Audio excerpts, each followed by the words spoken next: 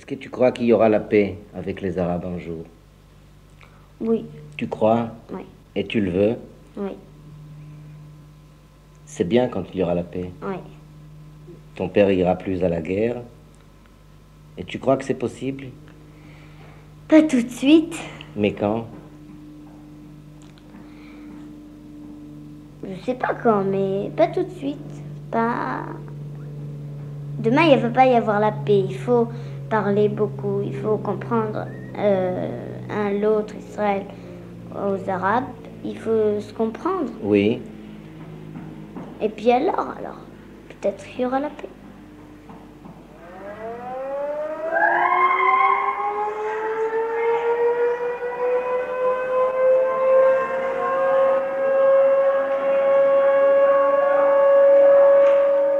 En attendant une paix incertaine, pour demain, pour jamais, les Israéliens se préparent. Pour la première fois, ils savent que leurs villes sont vulnérables à la portée des missiles arabes et des MiG-23. On accélère la construction des abris, les exercices d'alerte se multiplient, on apprend aux enfants à éviter la panique.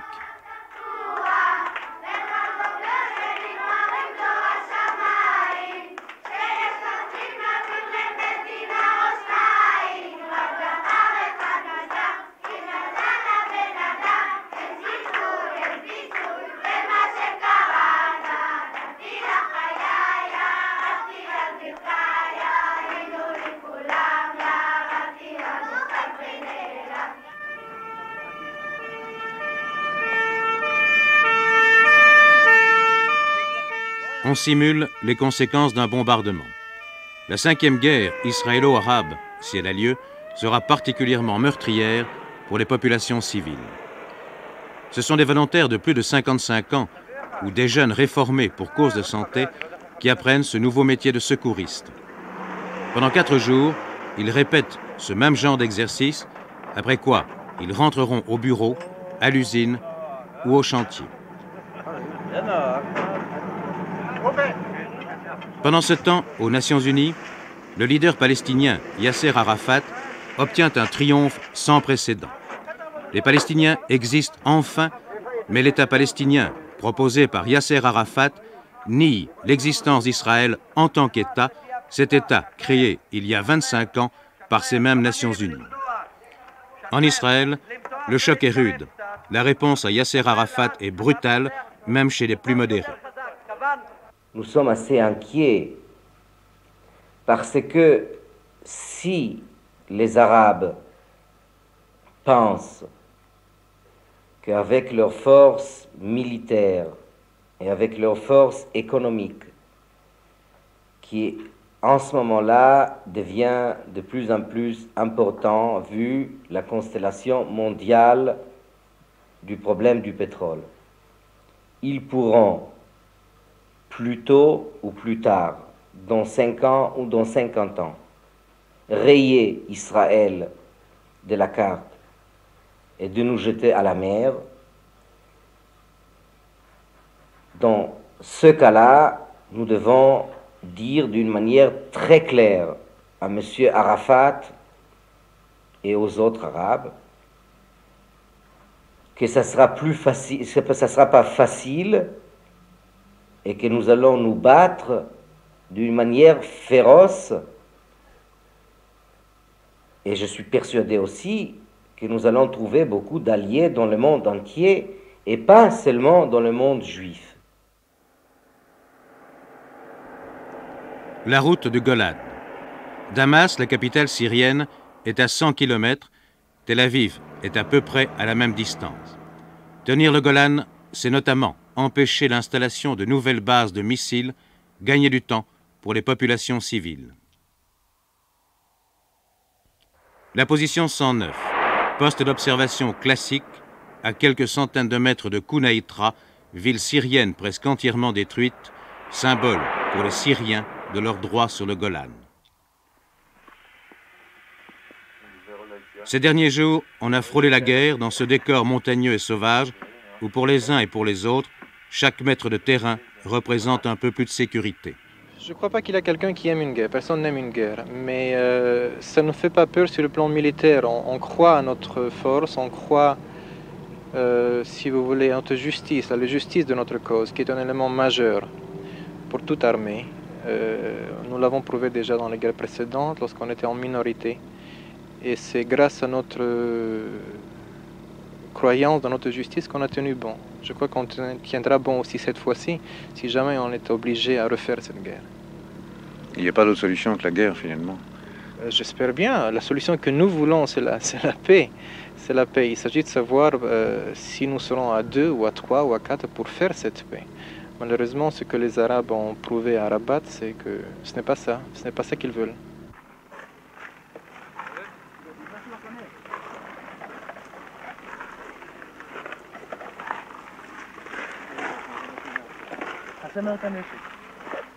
Même si nous ne trouvons pas la solution dans l'immédiat, nous avons l'intention de développer ce pays, de vivre de la meilleure manière possible, tout en sachant que nous avons une mauvaise période à passer, peut-être plus longue qu'on est prêt à admettre, une période difficile sur le plan économique, sur le plan politique international, une période difficile qui risque de cacher nos vrais problèmes qui sont peut-être ailleurs.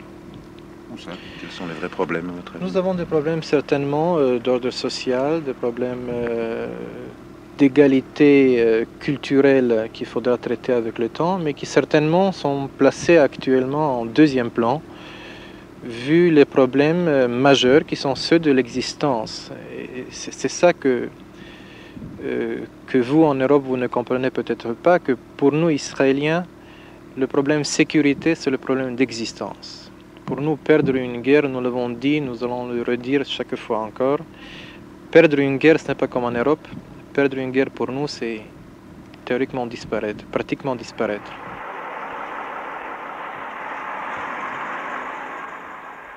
Entre les Syriens et les Israéliens, les casques bleus des Nations Unies, symbolisant un accord précaire entre les deux parties. Les Syriens ont accepté leur présence pour 6 mois encore. Régulièrement, les casques bleus inspectent les positions de part et d'autre. Il est interdit d'amener certaines armes lourdes sur le Golan. On s'accuse mutuellement de violation des accords. L'ONU fait un rapport, mais à n'en pas douter, la réponse est davantage à Moscou et à Washington qu'à New York aux Nations Unies.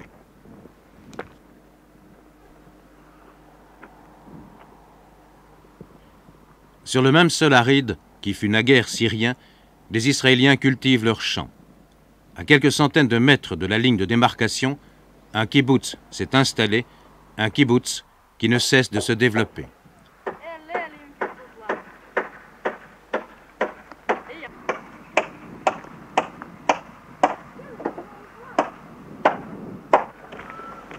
Un kibboutz frontalier, c'est à la fois une communauté d'agriculteurs et un camp retranché, avec abri antiaérien, patrouille la nuit pour éviter les incursions des Fedaïm. Pour aller au champ, l'agriculteur est armé.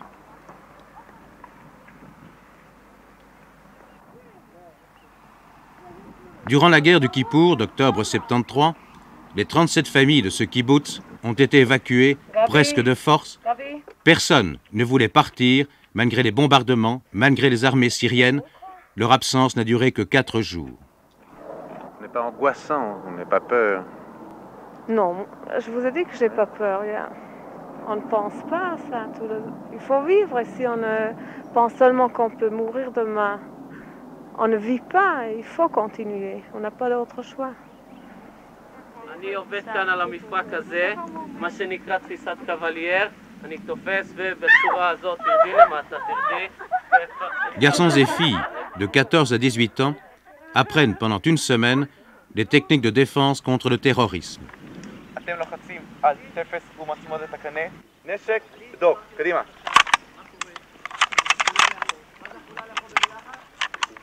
Judo, maniement d'armes, détection de bombes et de mines, ce genre d'entraînement a été décidé après l'attentat meurtrier de Malot où furent tués une quinzaine d'enfants.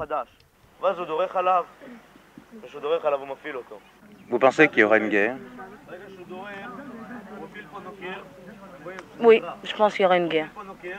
Mais j'ai pas peur. J'ai peur pour mon pays seulement. Pour moi, non, je suis prête à mourir. Vraiment, vous dites ça comme ça? Vous avez déjà pensé à la mort? Oui, plusieurs fois. Et j'ai pas peur de mourir, mais je crois que je serai prête, vraiment. Pour mon pays, oui, pourquoi pas. Pour sauver des gens, je crois que c'est la chose la plus naturelle de penser, cette pensée pour les gens du pays Israël. Mais vous pensez qu'une guerre est inévitable? Je ne sais pas si elle est inévitable, elle est inscrite dans un certain contexte qu'il faudrait briser pour que cette guerre cesse d'être inévitable. Je crois que tant que vous aurez affaire du côté arabe comme du côté juif à deux nationalismes exacerbés, la guerre ce sera le seul mode d'existence simultané de ces deux nationalismes. Et les Palestiniens dans tout ça? Les Palestiniens aussi. Palestiniens, évidemment. Mais on sent que ça se joue sur plusieurs tableaux. Il y a d'un côté les Syriens, il y a les Égyptiens de l'autre, il y a les Jordaniens, point d'interrogation, et il y a bien sûr le problème palestinien, celui qui vient d'être mis en évidence aux Nations Unies. Alors, est-ce que tous ces intérêts sont croisés ou bien Oui, ils sont croisés, certainement. Ils se rejoignent pour l'instant. Il y a, si vous voulez, Enfin, je crois que le monde arabe s'est réveillé, et il y a une sorte de... Il se trouve maintenant en pleine ascension, il se trouve sur une certaine crête politique, et il l'exploite assez habilement, aussi bien du point de vue sur le plan politique, sur le plan économique, comme vous le savez. Vous-même en Europe en ressentez les contre-coups, le ressac. Et comment expliquez-vous cet isolement d'Israël? Comment expliquez-vous un certain revirement du monde occidental à l'égard d'Israël? Il y a une certaine lâcheté. Il y a une certaine lâcheté de la part du monde.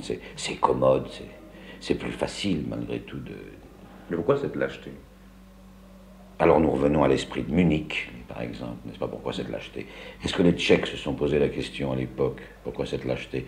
Parce que c'est plus facile, parce que les temps sont durs, parce que comme disait l'autre, on ne veut pas s'enrhumer pour Israël et manquer de pétrole, n'est-ce pas? En plus du climat de tension et d'isolement international, Israël connaît de graves difficultés économiques. Après la guerre des 6 jours en 1967, dans l'euphorie de la victoire, les Israéliens étaient saisis d'une fièvre de consommation. On achetait en masse des produits importés, d'où grave hémorragie de devises et inflation galopante, pour aboutir finalement, il y a quelques semaines, à une dévaluation brutale de 43%.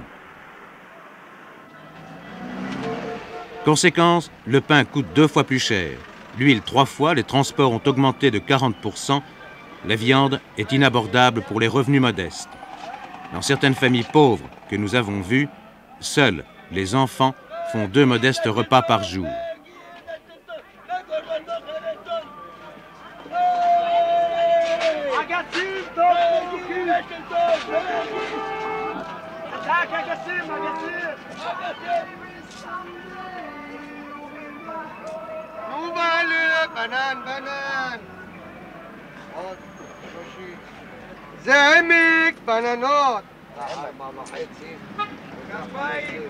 Les affaires sont bonnes? Hein? Les affaires sont bonnes, ça marche? Ah, ça ne marche pas maintenant. Pourquoi? Il n'y a pas de travail. Pas de travail, un peu. La vie coûte cher? Oui, très cher la vie maintenant. Très cher la vie maintenant. Très cher la vie. Aujourd'hui, c'est très cher. Et vous perdez des clients? Ah, le client qui va battre 2 kilos, il prend 1 kilo. Il n'a pas d'argent. Il veut argent pour manger les enfants. Ah, c'est ça.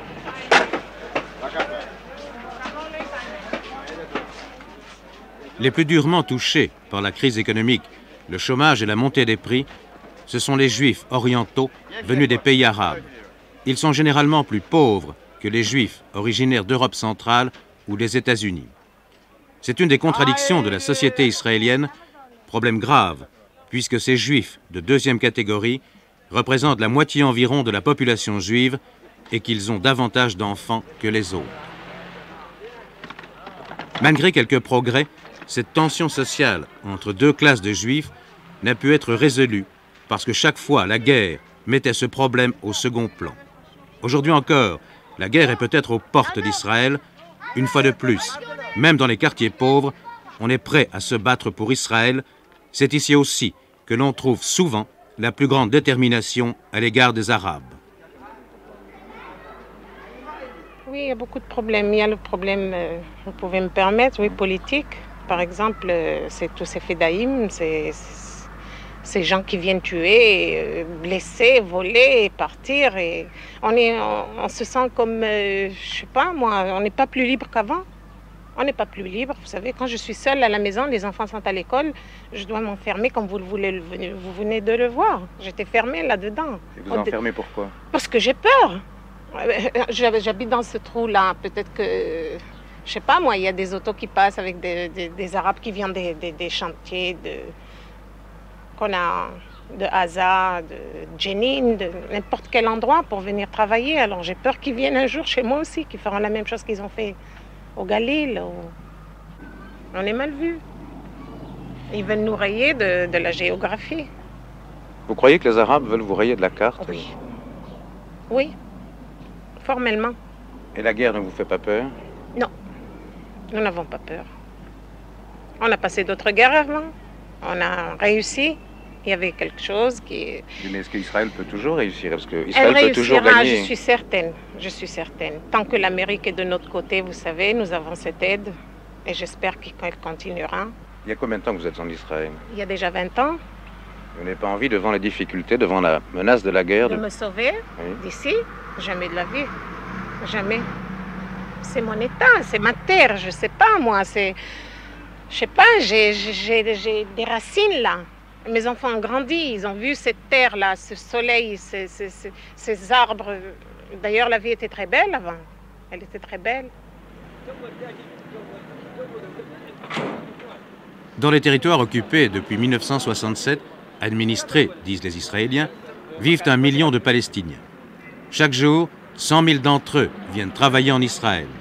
Ils travaillent en usine ou dans le bâtiment. Certains font de petits travaux chez les particuliers. Ils touchent généralement le même salaire qu'un Israélien.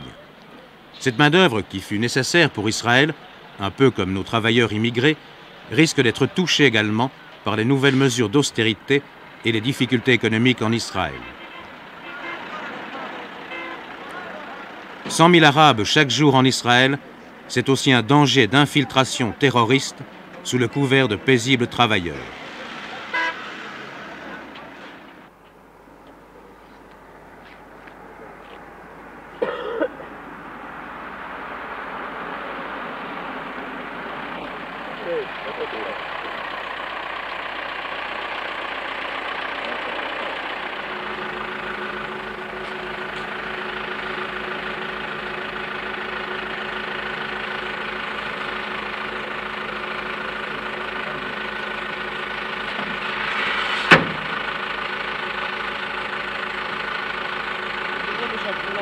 Le terrorisme, les attentats aveugles contre des femmes et des enfants, c'est une chose difficilement supportable pour les Israéliens.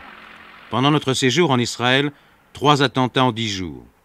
Problème pour les Israéliens, problème pour Yasser Arafat lui-même, qui devra dépasser le stade du terrorisme pour obtenir une stature de chef d'État. Il faut combattre le terrorisme. Je crois que c'est inadmissible. Des attaques contre des enfants, des écoles, des vieillards, des maisons de petits ouvriers, inadmissible. Il faut combattre ça. Mais cela ne veut pas dire qu'un jour nous ne devrons pas parler politiquement avec ceux qui aujourd'hui dirigent leur combat en termes d'assassinat ou en termes de terrorisme. C'est arrivé déjà partout au monde. Tout mouvement de libération nationale, tout mouvement clandestin prend le terrorisme. Même ici chez nous, les Juifs, durant du temps des Anglais, nous avons dû avoir recours au terrorisme, même au terrorisme personnel. Ils ont attaqué des soldats britanniques dans la rue lorsqu'ils marchaient. Mais j'espère, vraiment j'espère que le mouvement palestinien évoluera au-delà de ces actes de terrorisme individuels. Parce que peut-être ils seront un peu plus confiants d'eux-mêmes, un peu plus confiants de la possibilité de parler en termes politiques. Jusqu'aujourd'hui, personne ne voulait parler avec en termes politiques. Moi, je pense qu'Israël, le gouvernement d'Israël aurait dû déclarer nous sommes prêts à parler avec n'importe quel élément palestinien s'il reconnaît l'existence de l'État d'Israël et son droit à l'existence. Alors à ce moment-là, si Arafat accepte, ça, si l'OLP accepte, ce qui veut dire qu'ils ont changé de tactique ou de langage, que leur point de vue a progressé de l'action terroriste à l'action politique. Donc c'est un changement. Ce n'est plus le même Arafat, ce n'est plus le même OLP.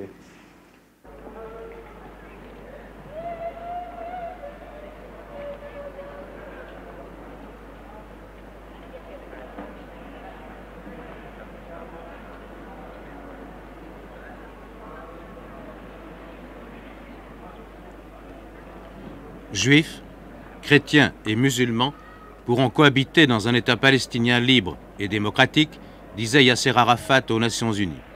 Autrement dit, répondent les Israéliens, dans ce nouvel État arabe, nous n'aurons que le droit d'aller à la synagogue et au mur des lamentations. En fait, c'est un peu ce qui se passe maintenant pour les Palestiniens, dont le seul droit est d'aller à la mosquée.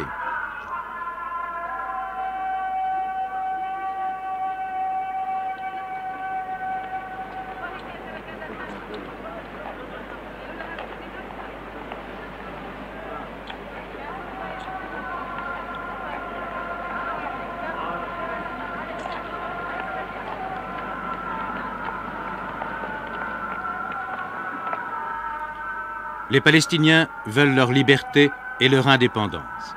Après le discours retentissant d'Arafat, les jeunes lycéens ont manifesté à plusieurs reprises, manifestations qui, dans les territoires occupés, pourraient tourner en émeute.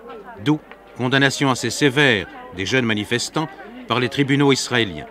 C'est l'engrenage et les risques de répression brutale. Les Israéliens, dont l'État existe depuis 25 ans, veulent aussi que les Arabes reconnaissent leur existence. On a l'impression parfois que ce problème du Moyen-Orient débouche sur l'absurdité, une absurdité qui elle-même débouche sur la violence et la guerre.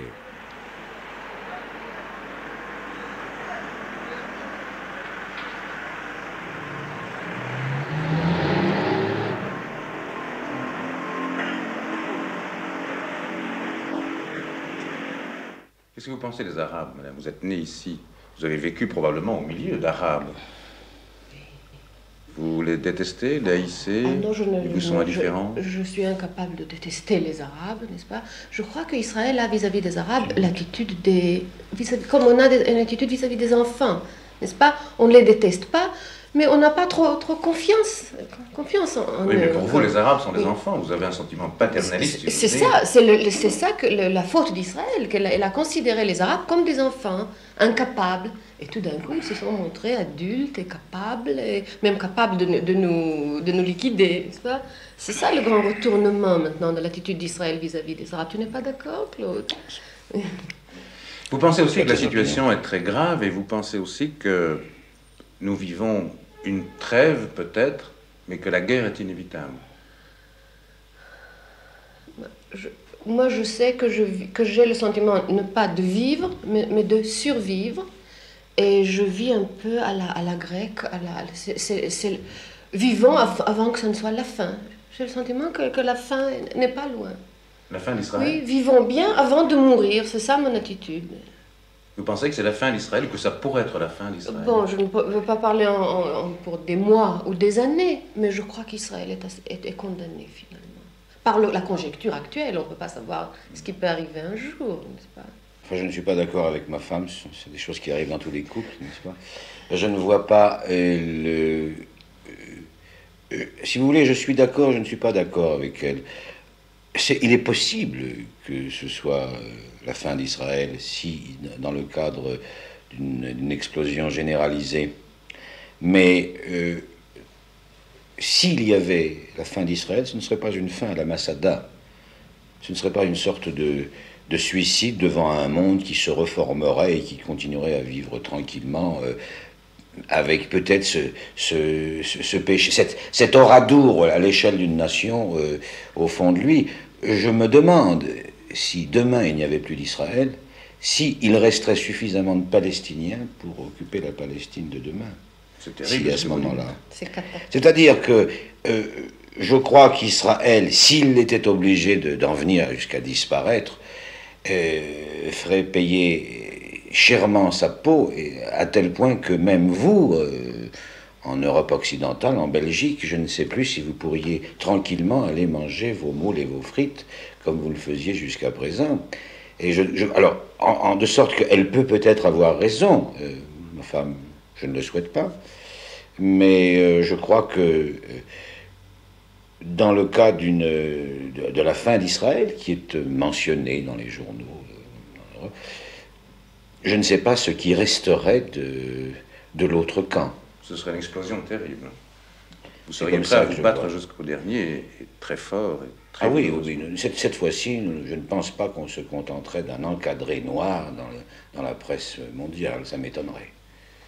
Ça m'étonnerait beaucoup. Et pourtant, vous êtes un pacifiste. Je suis un pacifiste, je ne suis pas une brebis à égorger. Vous êtes prêt à mourir pour Israël?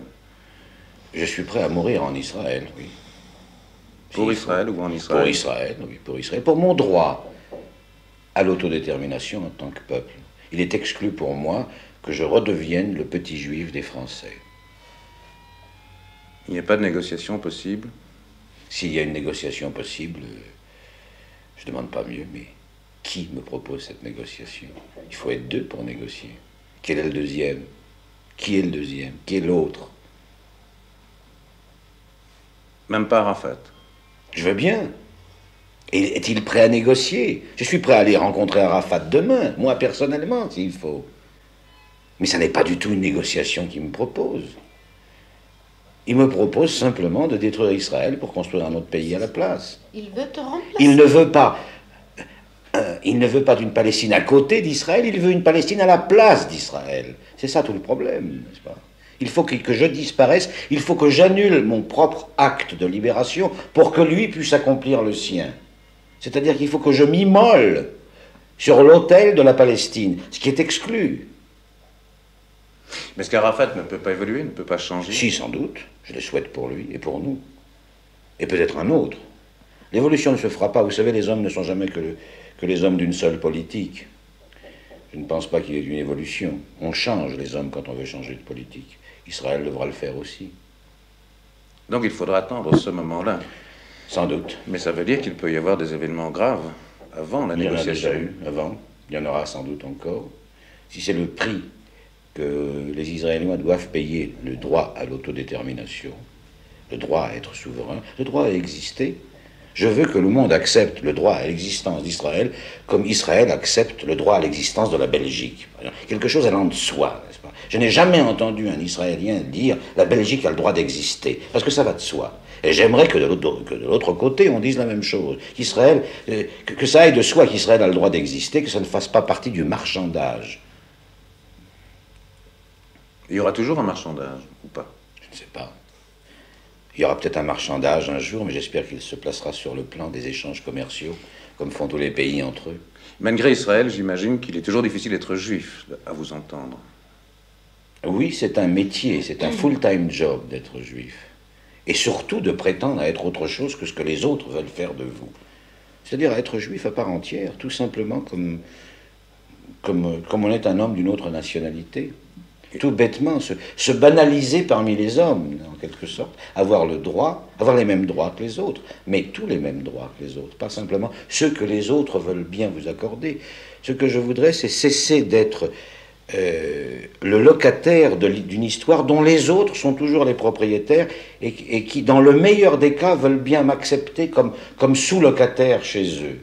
Je veux ma propriété, je veux ma place au soleil, avec ce que j'ai envie d'en faire comme tous les autres peuples.